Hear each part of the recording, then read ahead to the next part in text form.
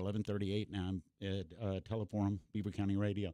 About this time every Thursday, Scott Tatey comes by, and we talk about the stuff going on, and we talk about the shows, and we talk about what you've been doing, but we're not going to start with that. Uh-oh. We're going to start. Oh, this is being live streamed. If you want to watch the anger about to pop up on Scott's face, this is on our Facebook page. 30 years. 30 years at the Times. I just saw you just celebrated this week 30 years at working at the Beaver County Times. Yesterday was that anniversary. I started the Monday after the blizzard of 93, and everyone was shocked I made it to work on time. Well, you got to show up the first day, know, right? Yeah, I didn't think it was that big of a deal. What a go-getter. 30 years, yes. And I invited people on Facebook to share some stories I've written about them, and we had a good chat about writing about bands back in the 90s and all the things that have gone on in Beaver County. So it's been fun. It's been a nice little trip down memory lane. When you started, did you think, okay, I'm going to be in the same place? Because you've been around media as much as I have. To be in one place more than a year or two, that starts to get into rarefied air. How did you manage to deal with 30 years? I don't know. I guess, connection to the people here. I made it a point to not just be sitting in the office all the time. I go out and talk to people and go to shows and go to events and MC events and whatever I can do. And I've made a lot of friends. It would be sad to leave the area now. I used to work in suburban Philadelphia for a year. I couldn't wait to get back to Beaver County. Norristown, you ever been there? It makes McKeesport look like Fox Chapel. Yeah. We had crimes in our parking lot. So to get a chance to work in Bridgewater/Beaver, I was very anxious to get here. What's the best thing about your job? Because when you hit it, that's a massive milestone. 30 years, when you look back, what's been the best thing about the last 30 years for you, aside from being able to stay employed in media? I think the interviews, getting to interview rock stars and actors and people I admire, and to get 15, 20 minutes on the phone with them to ask them any question I want. Then when I hear their songs again, I don't know, I feel a little extra level of connection. If somebody is a jerk when you interview them, and it happens all the time, if somebody is a jerk Dionne Warwick was, I won't say a jerk, I'll say she was very difficult the other day. When next time you hear a Dionne Warwick song, are you going to enjoy it less? Yeah, that's what friends are for. Yeah, right, Dionne. What was her problem? Because everybody's got their own trip. Here's how it works if you interview people for a living, and Scott, I think you'll agree with me. Either they're really cool, it turns into a conversation, and you think more of them by the time they leave. They're there, they answer the questions, they could give a crud one way or the other, but they answer the questions and they're cordial.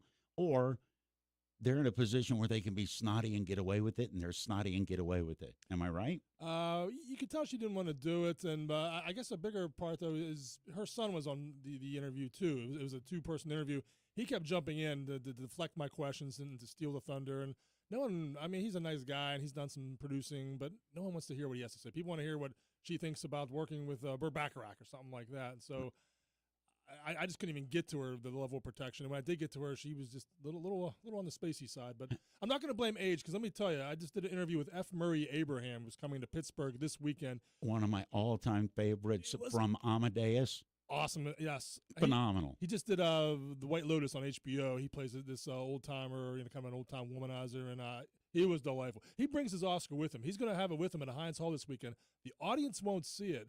He says what he does just to kind of amuse his fellow performers, in this case the Pittsburgh Symphony. He's going to have it on stage like where they can see it, to kind of, because he said when he shows up at places, people will, what's it like to win an Oscar? Let me see your Oscar. So they get to see it. They get to be up close with it. But I think that's just kind of funny. It's the same as if you win an Olympic gold medal. I remember talking to Kurt Angle about this. He said, anywhere you go, you got your medal on you? Yeah.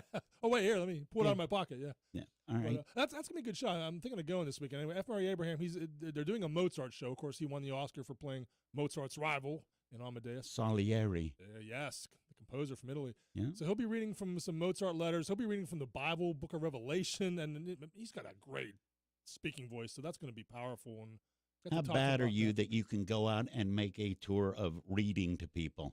You're very cool. That's very, very cool. Something that I saw that I hope was right because it sounded cool is A League of Their Own coming back. I think they got renewed. Yeah, but here's the thing. They're going to do 4 episodes of it. This is the show, of course, shot in Ambridge, a little bit in Aliquippa. Absolutely. Kind of a reboot of the Tom Hanks movie. And It's on Amazon. But yeah, what they're going to do, rather than a full 8-episode season, they're going to do 4. And they've already come right out and said it's going to have a smaller budget than the last one. So we don't even know yet if they're going to come to Amherst and film it. So a lot of people were kind of bittersweet about that. Yes, there's going to be some closure. They're going to have 4 more episodes, but it doesn't sound like Amazon's too gung-ho about pumping money into it. And, why just 4 episodes? I don't know. The reviews were mixed on it. Some people loved it, some didn't. Okay, you mentioned Tom Hanks. Is there any way he could make a movie that people didn't automatically love because it's Tom Hanks? Or make anything, a series, A Man Called Otto, anything? I guess he could go really far out there, but he's too smart to do that. I mean, what did you think of him as playing Colonel Parker in Elvis? That was hard for me to watch, and maybe he did a spot-on impersonation of Colonel Parker. I've only read about him. I haven't, seen or heard him talk that much back in the day. But Colonel Parker was not a nice man. And then he nailed it then. Yeah, he did, and I saw it, and yeah, Colonel Parker was an absolute piece of crap that was extraordinarily, even past the norm, extraordinarily protective of his cash cow called Elvis. But it was tough to watch. Good guy Tom Hanks playing that creepy role. Yeah.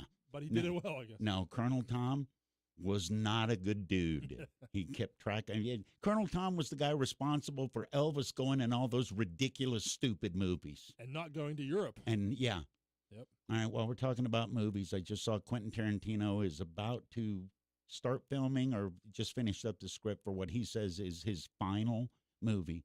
Do you believe it's his final movie? Because The Who's been touring on a final tour for 15 years. I'd be surprised. He has been saying that for years, though. And the question is he bringing Harvey Keitel? Is he going to try to – he's hinted he's going to try to somehow tie it back to, like, Reservoir Dogs. And I'm curious if there'll be a thread to all his movies or some of his old movies. What do you think? I think he tries too hard. Interesting. What do you think as him as a director? Is he as good as everybody that cares will tell you he is? I think the violence gets too gratuitous. I don't mind it if it's part of the story, but come on, the guy showing up in the rubber suit with the blowtorch in Hollywood. That was pretty cool actually. I needed that. Yeah, but I don't know. I think his westerns I was never a huge fan of, or even the Kill Bill movies I thought were overrated. But I've seen Pulp Fiction probably 50 times and. I still study it to this day. Who's close to him right now?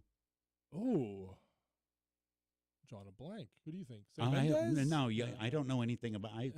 I'm not a huge movie person. I like what I like, but I'm not going to go and say, okay, this guy directed it.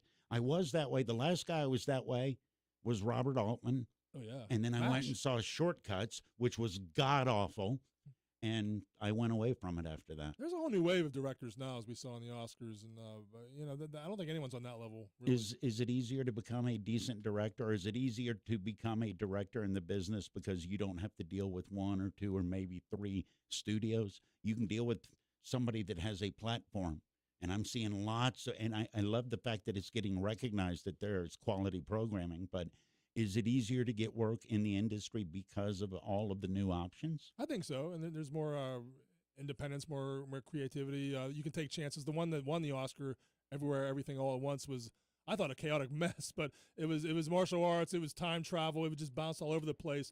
I don't think that movie would have got made even 10 years ago, 20 years ago, but someone took a chance on it, a new company, A24, that they gave him a shot, and now they get to walk around with the Oscars. So, yeah, I think it's easier. Scott Haiti is my guest. News and notes on entertainment. Scott is the entertainment editor for the Beaver County Times. Best show you saw since we last spoke a week ago, because I know you've been to a couple. Donnie Iris. Well, kidding? Dude, you got to mention. Donnie Iris is my opening music. But the Vindies of Youngstown, I keep telling people go see them. I was happy a lot of people posted, I never saw this, but they were amazing. They are. They have a song now on ESPN. They're playing their. There's the money, baby. Right. Every time ESPN shows something, of course the Clarks came out, and honestly, that was one of the best Clark shows I've seen in years, and I've been seeing them since probably the late '80s, early '90s. I don't know. But then Donnie being Donnie, still hitting those notes. The covers were interesting. He did a little bit of a Sly and the Family Stone. Thank you for letting me be myself. He did a Deep Purple Hush. Really? Yeah, Donnie Iris doing that, and. Of course, a little help with my friends. I don't know. I'm still kind of giddy from that show. It was a good time. Do you think people in Western PA are really aware of the freak show that the Clarks are? that they're still together and they're still kicking butt, and people, and the fact that people still care. And now they have one of their sons is in the band. Dave Minnick, the drummer, has his son playing guitar. And there was one song. I mean, Rob James is one of the best guitarists Western Pennsylvania has ever produced. But there was one song where he was letting the youngin do the solo, and it was really good. I can't remember the song, but so we're going, 10, 15 years. It's going to be Clark's 2, The Progeny. There you go. Well, I think all bands will start doing that. Journey. Let's see Steve Perry's kid doing it. Or I don't know. I want to back up to the 30 years of doing this. Be honest. What's the worst part of that job? Because you and I, we have something in common. People look at what we do for a living and say, that's got to be the coolest. You go to concerts for free and all you got to do is write about. I'm not going to say that ain't the case, but there are some things that are bad job-like. Worst thing that you've had to deal with consistently over the last 30 years, besides Dionne Warwick. Well, Lou Reed was worse than her. I just don't have the time sometimes. People are hitting me up on so many different levels to write about things, and it's hard for me to say no to people, but I'm a one-man staff, and people know the name, and they'll reach out to me, hey, I'm opening a business that has nothing to do with entertainment, but I know you. Can you write about this? Or, they'll talk about a walk, like a 10K walk for a very important, notable, worthy charity, but Right. for me to find the time to do that, I don't always have. We used to have more reporters available to do that, and Right. sometimes I do a little. I do what I can. I get something in the paper, but it's stressful to try to meet everyone's demands, especially when my beat is entertainment and food and dining, and I can't cover some of the things people think. How often do you come up and say, hey, my kid's in a band, they're playing at our backyard, come cover it? Not as often as you would think. No? I'm really surprised by that. Yeah. All right, kids in the band. Curtis, Curtis, our news director. Looking forward to seeing him at the now it's the Beaver County Maple Syrup and Music Festival. Yeah. What do you think about that? It's already a festival, and it's the first time in a few years that it's happened, so it's going to be a bag of catch in general anyway. Like what I posted, less clogging, more rocking. Yeah. No offense to our clog dancing fans out there, but this lineup has a little bit more musician.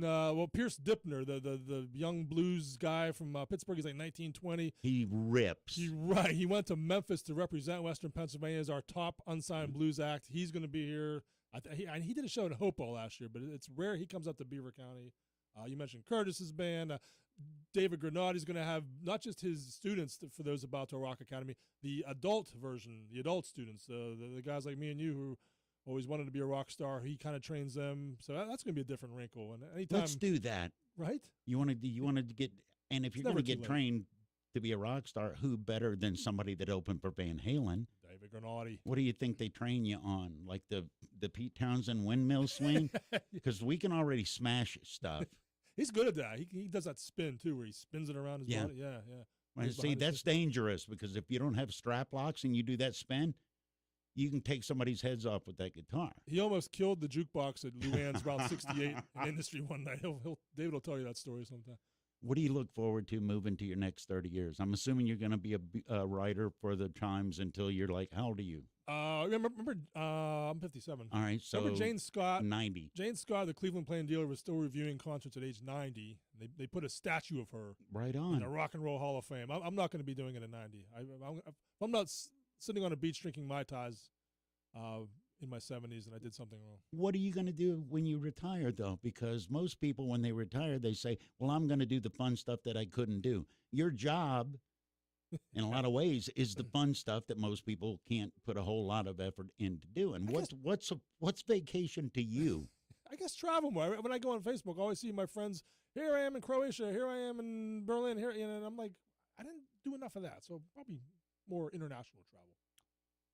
What did I not ask you that I should have asked you? Oh, what's my calling this week? The next Beaver Station show, Tiny Wars in Ashley Marina, is going to be a great show next weekend. I talk about a Darlington actress who's in a post-apocalyptic YouTube series. The opening scene, I'm not lying, they filmed this last year. The opening scene, she's drinking out of a creek and she finds out it's contaminated. She's from Darlington, right by East Palestine. I was going to say that's East Palestine. Yeah. Little okay. foreboding, a little ominous. So futuristic, dystopian is being lived out right in front of us. Yeah, it's scary. You doing a video? I need to do one. I have a couple. I read about the new Monaca Brewing, so I'm going to go down and shoot a video of that. I've noticed something with you, Scott Tatey, anytime a new brewery opens up, it gets top billing. Somebody has to tell the people what it's like, the new place to drink beer. Scott Tatey is my guest every Thursday. We talk about shows because he's the entertainment editor for the Beaver County Times. Think back, last question, think back over 30 years of all the people you've seen, who did you not get to see? And don't say I didn't get to see them because they were dead. I didn't get to see them because they never came close enough or I never got to do it. Who would you want to have come through now? Someone you're a fan of, someone you've interviewed, The Replacements. They had one show scheduled in about 7 years ago at Stage AE, and they canceled. I got to eat pizza with Tommy Stinson of The Replacements, but I never got to interview Paul Westerberg, the fabulous frontman. Never got to see the band. It's a flip of a coin. It's either going to be really good or really bad. One foot in the door, the other foot in the gutter. There's no room in between. Well, that's all right. That's good. That makes me proud because I've interviewed them and I got something to hold over on you. Scott Tatey joins me every week at this time. Good seeing you, my friend. You too, Eddie. Now I'm singing talent show in my head. Thank you. Thanks for tuning in to Notes on Local